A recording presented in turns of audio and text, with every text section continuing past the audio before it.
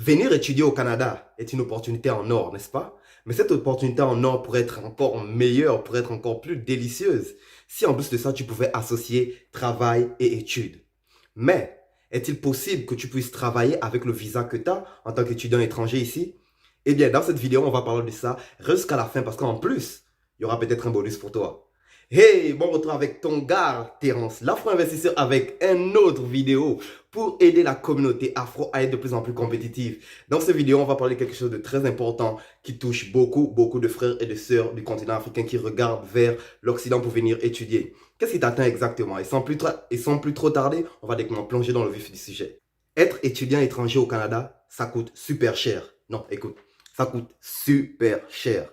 À moins que tu es étudiant résident permanent, ça c'est différent. Mais si tu es étudiant étranger avec un visa, un permis scolaire, attends-toi à voir ta facture scolaire exploser. Que ce soit pour 6 mois, un semestre, un an, attends-toi à payer gros. Et ça, c'est sans compter les dépenses qui vont être associées à ton logement, ta passe de bus, ta bouffe, ton téléphone, tes dépenses personnelles, tout ça. Non, juste pour l'école, c'est un budget. Alors, ce qui veut dire que si tu viens ici et que tu n'as pas la sécurité qui va être offerte par ta famille au pays là-bas, si tu viens pas d'une famille aisée, tu dois toi-même subvenir à tes besoins. Fait que tu dois t'assurer qu'en venant ici, tu puisses trouver du travail. Mais là, je t'entends déjà me dire, ouais, mais comment je vais trouver du travail dans un endroit où je connais personne? Je connais pas la culture. Et là, je dois déjà focuser, stresser sur l'école et tout ça. Et là, tu me dis qu'il faut chercher du travail. Où je vais trouver du travail? Eh bien, tu seras surpris de savoir qu'ici, au Canada, trouver du travail, c'est facile. Il y a tellement de secteurs où ils ont besoin de main-d'œuvre qu'ils affichent partout. C'est facile de trouver du travail. Je vais te dire exactement certaines étapes ou certains endroits où tu peux aller regarder déjà des annonces et tout pour te familiariser avec le système et voir quel genre de profil d'emploi t'intéresse ou pas. Premièrement, quand tu te pointes pour aller chercher du travail, retiens deux choses. Tu dois tout le temps avoir ton curriculum vitae, ton résumé avec toi et tu dois toujours être présentable. Ici, on vit dans une société où on te juge aux premières apparences, désolé. On te regarde de haut en bas et on se fait déjà une idée sur toi. Elle peut être justifiée ou non, mais ils vont se faire une idée vite fait sur toi à la façon dont tu es habillé, à la façon dont tu te présentes dès le premier jour. Fait que retiens bien ça. Où tu peux regarder du travail, il y a des plateformes telles que Indeed, Jobboom, Monster, Kijiji, Lepak. Sur ces plateformes-là, il y a des sections pour emploi. Tu vas là-dedans, tu vas voir, il y a des sections, dans les sections, il y a des catégories. Catégories dans la restauration, dans l'hôtellerie, dans le service clientèle, dans la vente et tout ça. Tout ça, ce sont des secteurs où tu peux travailler même si tu es étudiant à temps plein. Parce qu'ici au Canada, ils ont bâti le système de façon, parce que l'école en Amérique, ça coûte vraiment cher. Fait qu'ils ont bâti le système de façon que les étudiants puissent associer travail et études sans que l'un puisse empiéter sur l'autre, bien évidemment, voulant que l'école soit toujours au-dessus du travail parce que le but, c'est de former une génération libre, autonome, intelligente, économiquement et tout le tralala, n'est-ce pas? Un autre endroit où tu peux trouver du travail, c'est le bouche à oreille. Sur le campus, comment ils appellent ça? Dans les résidences étudiantes, si tu vis dans les résidences, bien sûr. Si tu regardes dans ton voisinage, le bouche à oreille, ça marche vraiment très vite pour trouver de l'emploi. Parce que en te promenant dans les rues, il y a de l'emploi qui est affiché dans quasiment toutes les vitrines. Ils recherchent du monde, service clientèle, dans la vente, dans la restauration. Il y a de la demande, surtout là qu'on sort de cette période de pandémie. En ce moment, ils se demandent vraiment. Il y a plein de monde qui ne veulent pas repartir travailler. Il y a plein de monde qui ne veulent pas repartir travailler. Je t'expliquerai exactement la raison pourquoi dans une prochaine vidéo à l'avenir. Fait que pour trouver du bouche à oreille, ça c'est une bonne façon. Surtout quand tu connais pas du monde en arrivant. Tu es encore fresh off the boat, tu connais personne, utilise le bouche à oreille. Une autre façon, c'est de juste te promener. Tu sors une journée avec, t'imprimes un certain nombre de résumés, de CV. Parfois même, il va te falloir, comment dire, une lettre d'introduction. Personnellement, j'ai jamais écrit beaucoup de lettres d'introduction, hein. Bref, il va te falloir ton CV, ta lettre d'introduction. Tu imprimes une bonne, on va dire une dizaine, vingtaine et tout. Et tu te promènes, tu descends en ville. Tu descends en ville. Si tu vas aller travailler en ville, dépendamment si c'est pas loin de où tu veux rester, parce que tu veux te mettre dans une position où l'école est toujours la priorité numéro une. Parce que quand tu viens ici, quand tu fais la demande, ils te donnent un visa étudiant, c'est premièrement pour l'école, c'est pas pour le travail. Alors là, il fallait que je réponde à une question très importante. Est-il possible de travailler avec ton visa étudiant ici au Canada? La réponse, c'est oui et non. Laisse-moi clarifier, parce que j'ai vu déjà dans les commentaires, quelqu'un m'a dit, ouais, mais Terence, de quoi tu parles? C'est pas illégal de travailler quand tu es étudiant. Oui, oui, ok. Je vais le clarifier bien dans cette vidéo, parce qu'il faut bien comprendre. Il y a des choses qu'il faut comprendre pour ne pas se mettre dans la merde. Parce que ce que tu risques, si tu fais pas bien les choses, tu risques de te faire expulser. Et ici, si tu t'expulses, les chances que tu puisses revenir à l'avenir sont quasi inexistantes. Les chances que tu puisses même aller aux États-Unis une fois qu'on t'a expulsé du Canada, quasi inexistantes. Fait que tu dois faire les choses bien dès le départ pour ne pas te retrouver dans des sales draps. Tu comprends? Fait que je vais clarifier ça pour toi exactement. As-tu le droit de travailler quand tu as ton visa étudiant en tant qu'étranger ici? Non. Malheureusement, tu n'as pas le droit de travailler juste avec ton visa étudiant. Tu dois avoir un permis qui t'autorise à travailler avec ton visa étudiant. Ça, c'est une paperasse, une formalité que tu es supposé demander quand tu fais ta demande étudiante. Parce que sans le permis de travail, tu ne peux même pas demander le numéro d'assurance sociale. Et le numéro d'assurance sociale au Canada ici, c'est très important parce que c'est ton identité. Tout ce que tu fais est relié à ton numéro d'assurance sociale. Alors, tu as reçu ton visa étudiant, tu as reçu ton permis de travail.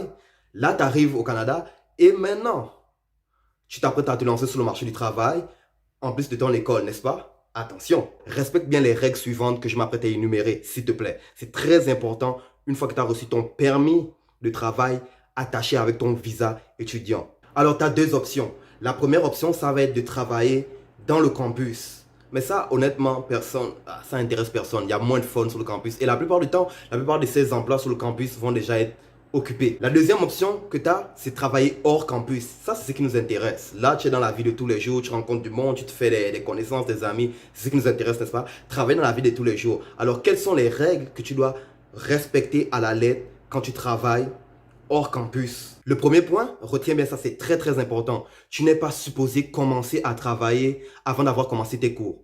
Tu dois normalement commencer tes cours en premier et après, tu es autorisé à commencer à travailler. Si tu le fais avant, tu es dans une situation illégale, mon cher, et c'est pas bien pour toi. Non, non, non, c'est vraiment pas bien pour ton visa. Retiens bien ça, s'il te plaît. Tu ne peux que commencer à travailler une fois que tu as commencé tes cours. Fait que si tu arrives un mois avant que les cours commencent, c'est un mois où tu as le temps de te familiariser avec le pays, la ville et tout ça.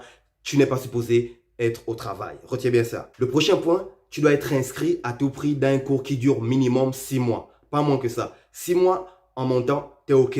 Ici, tu as des formations professionnelles qui durent dans ces temps-là à peu près 5-6 mois, mais tu veux t'assurer de t'inscrire dans un programme, dans un cours qui va avoir une durée minimum de 6 mois pour être éligible à travailler hors campus. Le prochain point, tu dois être inscrit à l'école à temps plein. Du temps plein, ça veut dire que c'est du lundi au vendredi que tu vas à l'école. Pas moins que ça. Tu ne peux pas avoir un cours qui va durer 24 heures dans la semaine et compter ça comme du temps plein. Non, c'est minimum à peu près 35 à 40 heures du temps plein ici au Canada. Ce temps plein-là, ça doit se faire dans une école désignée par le gouvernement. À se rappeler, il y a certaines écoles ici qui ne travaillent pas nécessairement avec le gouvernement. Tu peux le voir dans le secteur des écoles privées. Les écoles publiques en général, il n'y a pas de problème. Le prochain point, c'est tout simplement ton numéro d'assurance sociale. Un numéro à 9 chiffres, mais très très très important. Ce n'est pas une simple formalité. Je l'ai vu dans les commentaires précédemment, quelqu'un a dit ouais, c'est une simple formalité. Non, ce n'est pas le cas. Ton numéro d'assurance sociale est très très très important. Tu dois toujours t'assurer de faire la demande quand tu immigres ici, quand tu viens étudier. Surtout si tu veux travailler, si tu ne fais pas que visiter. Retiens bien ça, ton numéro d'assurance sociale, tu dois l'avoir pour être éligible à travailler hors campus. Le point suivant, tu dois être inscrit dans une formation, dans un programme de formation professionnelle, formation théorique ou encore formation générale. Dans une prochaine vidéo, je vais faire une vidéo pour t'aider à comprendre exactement comment le système scolaire marche.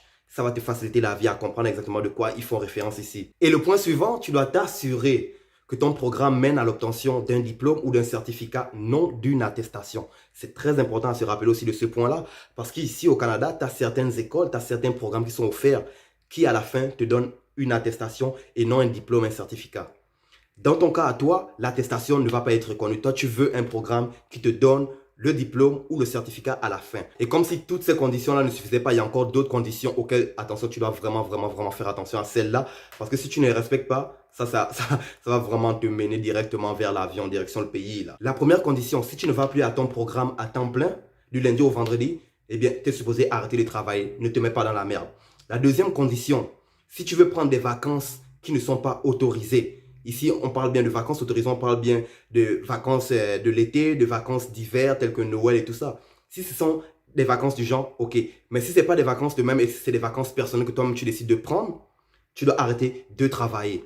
La troisième condition, admettons que ton programme ne te plaît plus, ou l'université, l'école dans laquelle ne te plaît plus, tu veux changer d'école, le temps que ça va prendre, tu ne sais pas exactement combien de temps ça va prendre, à ce moment-là, tu es supposé aussi arrêter de travailler. Et respecte cette condition-là parce que c'est très important. Si tu ne les respectes pas, tu vas te mettre dans la merde toi-même. Et tout l'argent que tu vas avoir dépensé pour être venu ici, ça va partir à l'eau parce que eux, quand ils vont te prendre, ils vont te shipper à l'extérieur du pays. Ce sera sans retour et sûrement sans remboursement. Waouh, nous voici rendus au bonus. Si tu t'es rendu jusqu'ici, premièrement, merci d'avoir écouté la vidéo. Alors, ça veut dire que tu mérites ce bonus. Et sans plus attendre, le voici. Certains étudiants sont éligibles à travailler hors campus, même sans permis. Mais ils doivent respecter certaines conditions telles que travailler un maximum de 20 heures par semaine. Tu dois t'arranger avec ton employeur et lui dire, écoute, je sais que tu es en manque de personnel, mais moi, je peux juste t'aider 20 heures et je ne vais pas me retrouver dans la merde. Même si tu as des dépenses de la vie courante qui vont monter comme pas possible, tu dois être dans tes 20 heures. Ne dépasse pas, s'il te plaît. Mais de toi à moi, il y a des façons de travailler en dessous de la table. Hey, j'ai rien dit, hein. Zip. Le prochain point, tu peux travailler à temps plein une fois que l'école est finie pendant les vacances. Ça veut dire que l'été, les vacances d'hiver, tout ça, il n'y a pas de problème. Tu peux travailler. Mais tant que c'est l'année scolaire, tu es supposé être à l'école à temps plein, lundi au vendredi, et tu peux juste travailler 20 heures semaine. Là, dans ce cas-là, tu n'as pas besoin de permis de travail, mais retiens que pour être dans cette position, tu dois avoir une note qui stipule que tu as le droit de travailler sans permis, maximum 20 heures. Ça, c'est une note qu'ils vont mettre en plus dans ton visa étudiant quand tu vas faire la demande. Waouh, nous voici malheureusement déjà rendus à la fin de cette vidéo-ci. J'imagine que tu as encore d'autres questions auxquelles je n'ai pas répondu dans cette vidéo, mais t'inquiète pas. Dans la prochaine vidéo, je vais sûrement le faire. La seule chose qui te reste à faire pour être au courant de ce que je vais mettre dans la prochaine vidéo, tu sais c'est quoi? Appuie sur le pouce, aide la communauté afro à grandir. Abonne-toi à la chaîne est très important, s'il te plaît. Active la cloche de notification pour être avisé aussitôt que je vais mettre la prochaine vidéo qui va t'aider non seulement à mieux immigrer au Canada, mais aussi à mieux venir investir ici au Canada et prendre avantage de tout ce que ce beau pays a à nous offrir. Hey, c'est ton gars Terence, l'afro-investisseur. Je te retrouve dans la prochaine vidéo, toujours avec plus. À la prochaine.